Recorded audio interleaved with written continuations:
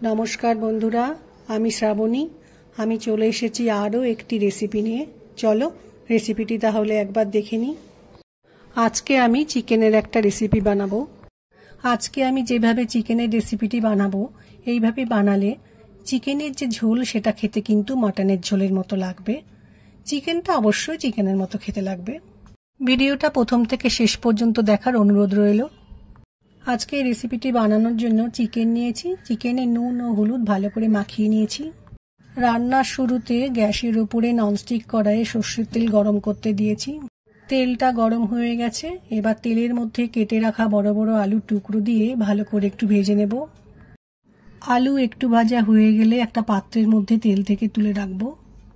ভেজে রাখা আলু তেল থেকে তুলে নেওয়ার পর ওই একই তেলেই জিরে ফোড়ন দিলাম, একটা শুকনো লঙ্কা ফোড়নে দিলাম, তেজপাতা ফোড়নে দিলাম, দারচিনি ফোড়নে দিলাম। এবার ফোড়নটা খুব ভালো করে একটু সময় ভেজে নেব। ফোড়নটা ভালোভাবে ভাজা হয়ে গেলে কেটে রাখা পেঁয়াজ দিয়ে একটু সময় ভাজতে হবে। পেঁয়াজটা ভেজে নেওয়ার সময় আমি পেঁয়াজের মধ্যে অল্প একটু চিনি দেব, তাহলে রান্নার কালারটাও খুব ভালো আসে। পেঁয়াজটা একটু সময় ভাজা হয়ে গেলে পেঁয়াজের মধ্যে রসুন বাটা দিয়ে একটু সময় ভালো করে ভাজতে হবে, যতক্ষণ না রসুনের কাঁচা গন্ধটা যায়।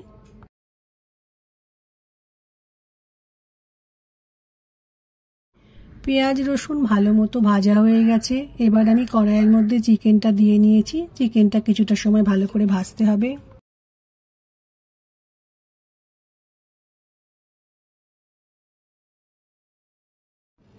একটু সময় চিকেনটা রান্না করে নেওয়ার পর চিকেনের মধ্যে নুনটা দিয়ে চিকেনের সাথে খুব ভালো করে মিশিয়ে নিতে হবে।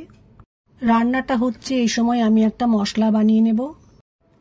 অল্প পরিমাণে আদা ও কাঁচা লঙ্কা বেটে নিয়েছি। তার মধ্যে পরিমাণ মতো জিরে গুঁড়ো, ধনে গুঁড়ো, লঙ্কা গুঁড়ো ও একটু কাশ্মীরি মির্চ পাউডার দিয়ে ভালো করে জল দিয়ে মিশিয়ে রেখেছি। একটা পাত্রের মধ্যে যে মশলাটা তৈরি করে রেখেছিলাম সেই মশলাটা চিকেনের মধ্যে দিয়ে দিলাম। বড় একটা টমেটো কেটে রেখেছি, টমেটোটাও চিকেনের মধ্যে দিয়ে দিলাম। এবার মশলা ও টমেটো চিকেনের সাথে খুব ভালো করে মিশিয়ে নেব। মশলা ও টমেটো চিকেনের মধ্যে মিশিয়ে নেওয়ার পর গ্যাসের ফ্লেমকে লো করে চিকেনটা একটু সময় রান্না হতে দিতে হবে। বোলের মধ্যে যে মশলাটা আমি তৈরি করে রেখেছিলাম তার মধ্যে আমি অল্প একটু হলুদ গুঁড়ো মিশিয়ে দিয়েছিলাম। লো ফ্লেমে রান্নাটা করার ফলে খুব সুন্দরভাবে কষানো হয়েছে। টমেটোগুলো চিকেনের সাথে মিশে গেছে। এই সময় ভেজে রাখা আলু ও একটু গরম মশলা দিয়ে ভালো করে চিকেনের সাথে মিশিয়ে নেব।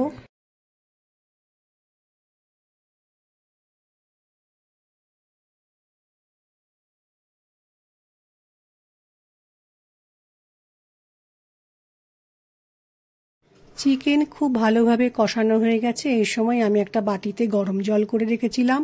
গরম জলটা চিকেনের মধ্যে দিয়ে ভালো করে মিশিয়ে কিছুটা সময় ফুটতে দেব।